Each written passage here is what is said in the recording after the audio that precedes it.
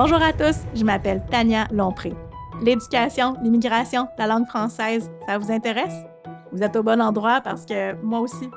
Ensemble, on va explorer plusieurs enjeux reliés de près ou de loin à la francisation, à l'immigration, à l'enseignement et à l'apprentissage. On va aussi aborder les politiques publiques et l'actualité qui sont reliées à ces thématiques. De mon côté, moi, je suis une fille super animée par l'idéal de faire du Québec un endroit où tous peuvent s'épanouir en français, avec ou sans accent. J'ai la tête qui foisonne d'idées, d'opinions et de solutions. On sera peut-être pas toujours d'accord, hein? Mais n'est-ce pas une des facettes de la diversité qui fait que c'est vraiment beau chez nous? Alors, bienvenue à tous sur le balado, avec ou sans accent. Bonjour à tous, j'espère que vous allez bien. Aujourd'hui, on parle en fait des astuces pour bonifier son français. Le concept, c'est plus de vous donner des trucs pour apprendre le français pendant l'été, lorsque, en fait, les salles de classe sont peut-être un peu moins attirantes. En fait, le balado, en fait, l'épisode, là, s'adresse bien sûr aux gens qui veulent apprendre le français, mais aussi aux enseignants là, qui auraient besoin de quelques petits trucs, en fait, pour donner des astuces aux apprenants qui disent, par exemple, souvent, Madame, qu'est-ce que je pourrais faire pour améliorer mon français à l'extérieur de la classe où je veux pratiquer tout ça? Donc, ça répond aussi à cette question-là. Donc, je m'adresse autant aux enseignants de français langue seconde ou de francisation qu'aux gens qui apprennent le français, qu'aux gens qui s'intéressent en fait à l'apprentissage des langues. On est un peu plus léger cette semaine après avoir vraiment défini nos concepts, là, que ce soit qu'est-ce que c'est la francisation, qu'est-ce que c'est l'immigration, comme on a fait dans les derniers épisodes. Mais là, vraiment, on tombe dans quelque chose d'un petit peu plus léger, un peu plus estival, comme on est en plein été. Donc, on se parle un petit peu, en fait, d'apprentissage comment je pourrais vous dire ça, qui n'est pas un apprentissage formel. Hein? Donc, quand on est dans une salle de classe, on est vraiment dans un apprentissage où il y a un enseignant, où on a des tâches à accomplir et où on va finalement avoir des tâches qui sont en écriture, en lecture, écouter des choses, rédiger certaines choses, faire des activités spéciales, peu importe. Mais là, on est vraiment dans l'apprentissage informel aujourd'hui. Tu sais, l'été, j'adore en fait les parcs. Je ne sais pas si c'est votre cas, mais j'aime être dehors, j'aime être dans ma cour, j'aime me baigner, j'aime aller au parc, lire un livre. Ça fait partie des choses que j'adore faire durant l'été parce qu'évidemment, là, aller lire un livre à -35 dans le parc, ça m'intéresse habituellement un peu moins, mais je vous laisse vos propres passions si ça fait partie de ce que vous aimez. Donc, trêve de plaisanterie, vraiment, l'été, je pense que c'est un moment fantastique pour apprendre une langue ou pour bonifier sa langue. Donc, évidemment, si vous êtes prof au primaire, au secondaire, ben l'été, vous êtes en vacances, mais les apprenants sont aussi, en fait, en vacances, mais c'est pas une raison, en fait, pour ne arrêter, en fait, de bonifier son français, qu'on soit petit ou grand. Si vous êtes des adultes, ça se peut que vous soyez en classe présentement pendant l'été, parce que les cours de francisation n'arrêtent pas pendant l'été, contrairement au primaire ou au secondaire, mais ça se peut que vous ayez pris la décision vous-même là, de ne pas être à l'école cet été pour relaxer, pour faire autre chose, pour partir en vacances, tout ça. Donc, vous vous demandez peut-être qu'est-ce que je pourrais bien faire pour continuer mon apprentissage. Donc, aujourd'hui, c'est exactement de ça dont on va se parler. Donc, de comment bonifier son français lorsqu'on n'est pas dans une classe. Il faut se rappeler, en fait, qu'une classe, c'est un milieu qui reproduit, en fait, un contexte authentique, hein, ou qui se veut même un contexte authentique quand on fait certaines activités, par exemple, de jeux de rôle ou tout ça. On reproduit, en fait, un contexte authentique, mais il ne faut jamais perdre de vue que l'objectif de la salle de classe, c'est d'en sortir. Donc, de terminer son parcours de francisation, mais de pouvoir automatiser ces apprentissages qu'on a fait dans des interactions authentiques, en parlant avec son voisin, en parlant avec la vendeuse dans un magasin, en parlant avec le caissier au dépanneur, en parlant avec le serveur dans un resto, sur une terrasse. Donc, peu importe, les objectifs, c'est vraiment d'échanger, pas seulement en fait avec notre enseignant ou nos collègues de classe, mais avec les gens de la vraie vie. Donc, c'est vraiment pour ça qu'on apprend. En fait, nous, on vous prépare aux conversations authentiques que vous aurez dans la vie de tous les jours, dans la vie quotidienne. Donc, je ne sais pas qu'est-ce que vous faites vous-même là, comme apprenant, qu'est-ce que vous prenez comme risque, hein, parce que c'est toujours aussi la prise de risque. Hein, donc, parler dans sa langue seconde, c'est vraiment toujours de se lancer un peu à l'eau, d'avoir peur de faire des erreurs, tout ça, mais il ne faut pas avoir peur. En fait, les gens, si vous faites une erreur, ils vont peut-être trouver ça mignon, puis ils vont peut-être vous reprendre ou faire de la correction, de la rétroaction qui n'est pas celle qu'un enseignant ferait, mais qui vont peut-être vous aider.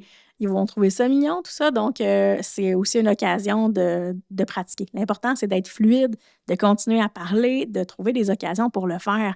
Et la peur de faire des erreurs, bien, ça empêche ça. Donc, il faut absolument essayer de sortir de ça. Tantôt, je vous parlais des parcs, hein, que j'adorais lire dans les parcs pendant l'été. Mais il y a plein de choses, moi, que j'aime faire aussi à l'extérieur, que ce soit lire un livre, que ce soit écouter des balados, que ce soit parler avec des gens. Donc, je pense que le contexte de parc est un contexte intéressant pour une salle de classe extérieure.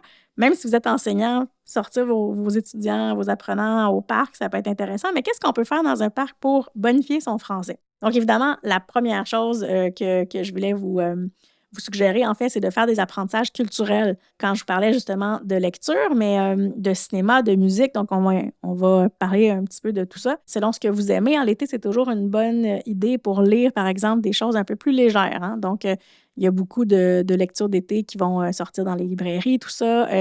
Moi, j'aime beaucoup lire des BD, des romans graphiques, des histoires qui sont peut-être un peu moins compliquées, des petits romans policiers, des petits romans, des fois, de relationnels, donc qu'on appelle un peu la littérature de filles, hein, ou des choses comme ça, de la chick lit en bon français. Vraiment des lectures que j'aime faire pendant l'été.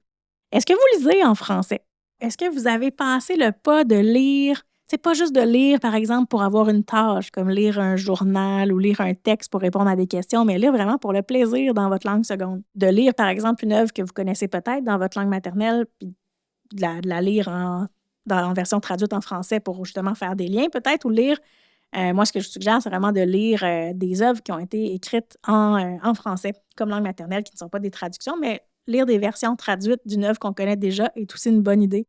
Même chose au niveau, par exemple, d'écouter un film ou d'écouter une série qu'on a déjà vue dans sa langue, la réécouter, en fait, connaître la trame narrative, ça fait en sorte qu'on peut comprendre un peu mieux, se concentrer plus sur la langue en tant que telle. Tout ce qui est au niveau de la culture aussi, c'est important pour moi de vous mentionner que c'est deux choses qui sont indissociables, hein. La culture et la langue, c'est comme deux revers d'une même médaille. C'est deux choses qui, prises seules, là, où il manque quelque chose, hein. Donc, c'est important de prendre en sorte qu'ils sont vraiment indissociables et que moi, je vous suggère vraiment de passer par les contenus culturels pour bonifier non seulement votre vocabulaire, hein, parce que souvent en lisant ou en écoutant quelque chose, on va être exposé à des nouveaux mots, un nouveau lexique, tout ça, de nouvelles structures de phrases, hein. Des fois, dans des chansons, on entend «Ah, tu sais, il a utilisé, je pense que ça, c'est du subjonctif, hein, je l'ai vu dans mon cours, mais là, je l'entends». Donc, super intéressant de voir ça aussi. Pour la culture québécoise, hein, l'été, je vous parlais de lecture, mais au niveau du cinéma aussi, comme dans beaucoup de cultures, là, les films les plus attendus de l'année sont souvent l'été. Là, on est été 2024, donc deux films, moi, qui ont retenu mon attention, si jamais ça vous tente d'aller voir du cinéma québécois. Le premier, c'est Nos belles sœurs. Écoutez, vous allez trouver ça vraiment drôle, premièrement, et vous allez vraiment entendre du français qu'on appelait, nous, un peu dans le temps, du joual, hein, qui est du français, en fait, plus populaire, plus vernaculaire, qu'on entend dans la rue, qu'on peut parler entre amis, tout ça. Donc, c'est vraiment intéressant à écouter. Je vous invite aussi à le lire avant. C'est une pièce de théâtre, hein, de Michel Tremblay que vous allez pouvoir lire et après peut-être regarder en film. Vous allez non seulement découvrir des acteurs québécois, mais être exposé à ce que vous avez lu, mais vraiment en version orale. Donc, c'est super intéressant. C'est multimodal, hein, donc on passe de l'écrit à la vidéo là, ou à l'audio. Donc, c'est vraiment intéressant à aller voir. Je vous suggère ça. En plus, c'est une comédie musicale, donc c'est super intéressant. Vous allez découvrir plusieurs acteurs, actrices, comédiens, comédiennes là, qui sont bien connus au Québec. Et un autre film que je pourrais vous suggérer, c'est Dis-moi pourquoi ces choses sont si belles, qui parle en fait du frère Marie-Victorin.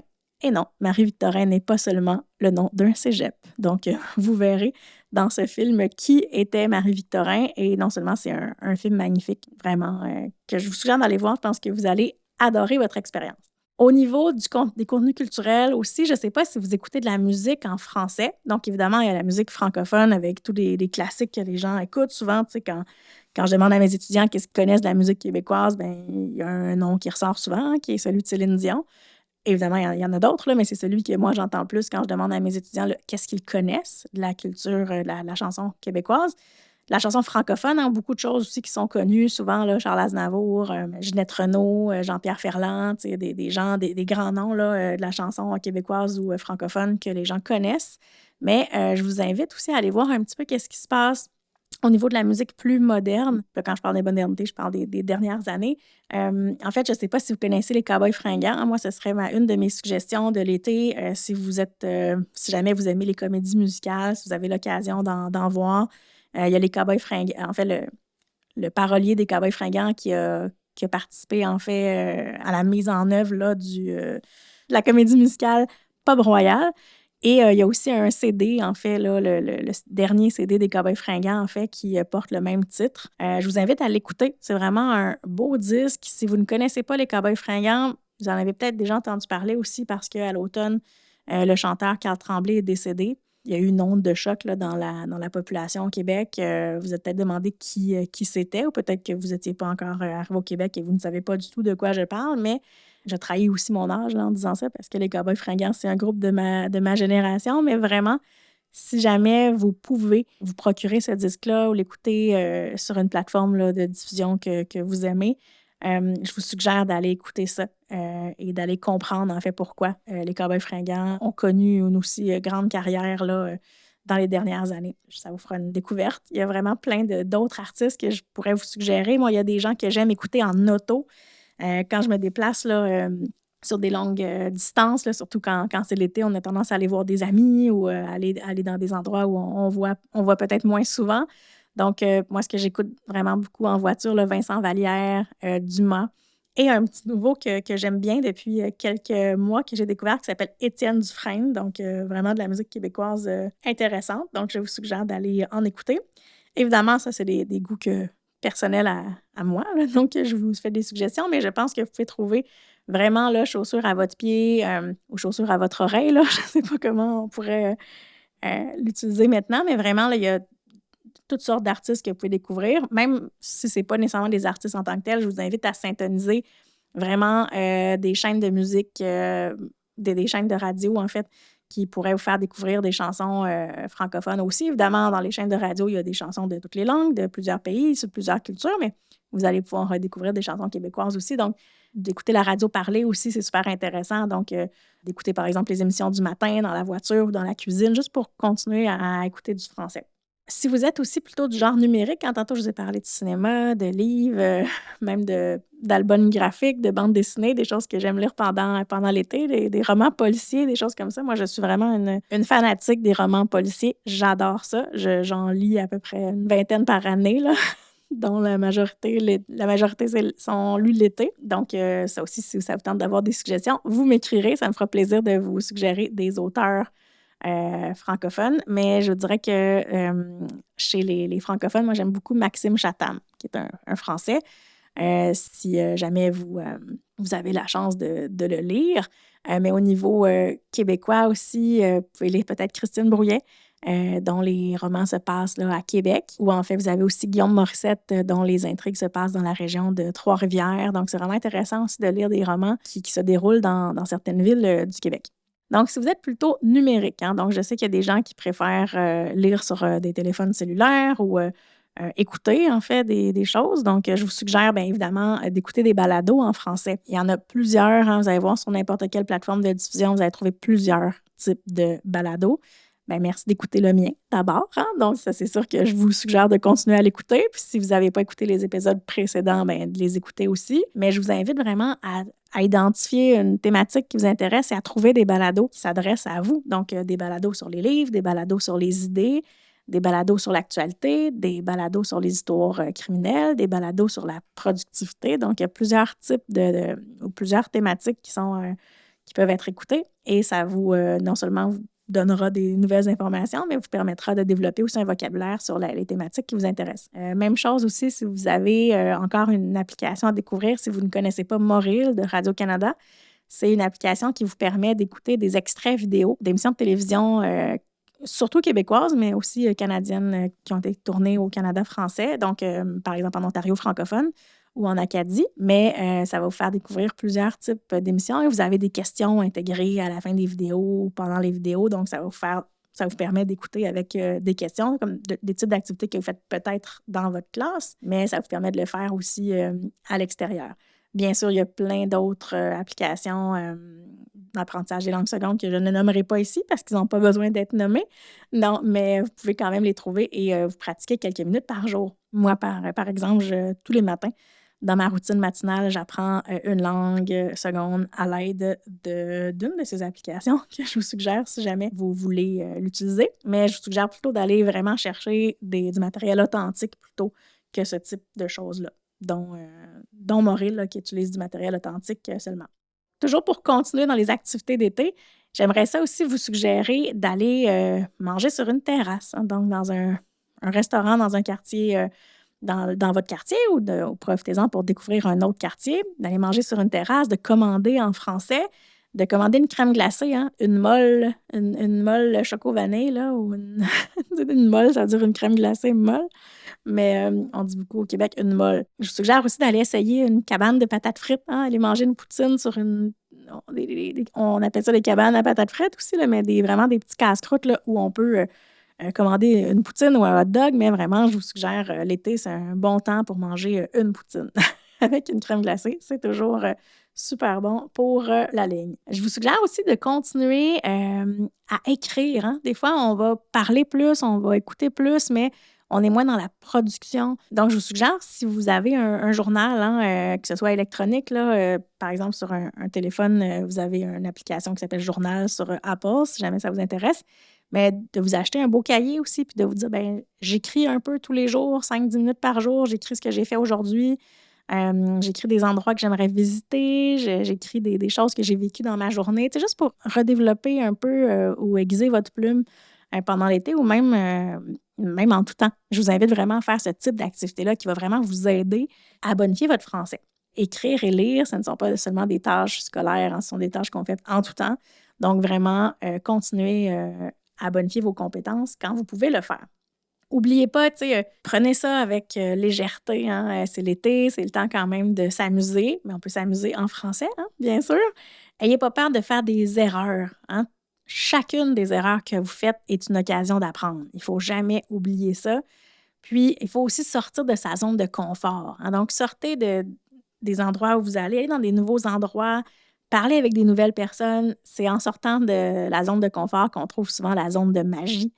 Même chose en langue, hein. Donc, si vous êtes habitué de juste faire des tâches grammaticales, juste des choses comme ça, bien sortez, allez faire des tâches authentiques, discutez avec les gens.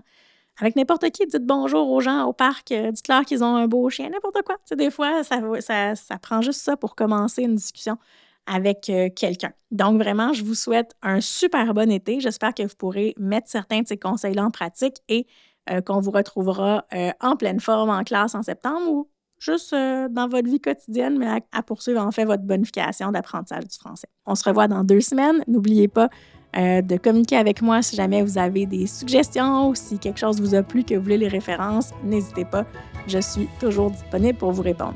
À bientôt et bon été! Merci infiniment d'avoir écouté avec ou sans accent aujourd'hui. J'espère que nos échanges ont été aussi stimulants pour vous que pour moi et que vous serez à l'écoute pour les prochains épisodes. Avant de vous laisser partir, permettez-moi de vous poser une question. Qu'est-ce qui vous a le plus interpellé dans l'épisode aujourd'hui? Quelles réflexions vous ont traversé l'esprit? N'hésitez pas à m'écrire afin de partager le tout avec moi. N'oubliez pas de vous abonner au balado pour ne rien manquer et surtout, faites découvrir avec ou sans accent à tous ceux qui partagent notre passion pour nos sujets. Vous avez envie de travailler avec moi? N'hésitez pas à me contacter pour connaître mon offre de service et visiter mon site web. Au plaisir de vous retrouver pour notre prochain épisode. À très bientôt!